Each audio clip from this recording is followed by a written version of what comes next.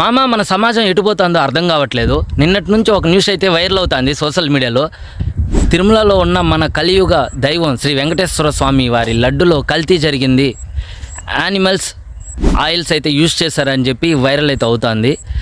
లడ్డులో quality లేదని చెప్పి TDP government laddu శాంపుల్స్ని మన ఇండియాలోనే టాపెస్ట్ ల్యాబ్కి అయితే పంపించాయి. వాళ్ళు ఇప్పుడు పంపినటువంటి రిజల్ట్స్ని రిలీజ్ చేసింది. దీనిలో యానిమల్స్ యొక్క ఆయిల్స్ యూజ్ చేస్తున్నట్లయితే బయట వచ్చింది ఇప్పుడు న్యూస్.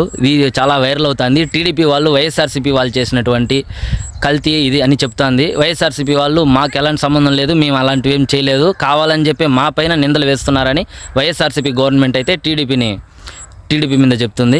దీనిపైన వైఎస్ఆర్సీపీ హైకోర్టుకు కూడా ఆశ్రయించింది. మనం తిరుమలకి వెళ్ళాలంటేనే ఎన్నో రెస్ట్రిక్షన్స్ ఉంటాయి, అంత ఈజీ కాదు. ఏదైనా ఒక వస్తువు, ఒక కౌసు వస్తువు కానీ ఏదైనా తీసుకొని పోవాలి తిరుమల కంటే. కానీ ఇంత పెద్ద స్కామ్ ఎలా జరిగిందనే దానిపైన ఒక టీం అయితే వేయాలి ఖచ్చితంగా. మామ ఒకవేళ నిజంగా కల్తీ జరిగినట్లయితే వాళ్ళకి గట్టి పనిష్మెంట్ అయితే కంపల్సరీ ఉండాలి. ఇంకోసారి ఎవరైనా ఇలాంటి పుణ్యక్షేత్రాల్లో ఇలా కల్తీ చేయాలంటే వెన్నులో వణుకు పుట్టాలి. అలాంటి పనిష్మెంట్ అయితే గవర్నమెంట్ ఇవ్వాలి. మామ ఈ ఇష్యూ పైన మీ అభిప్రాయం ఏంటో కామెంట్ అయితే చేయండి. ఖచ్చితంగా వీడియోని లైక్ చేయండి. మన తిరుమలలో ఇలాంటి ఇష్యూ జరగడం అయితే చాలా బాధాకరం.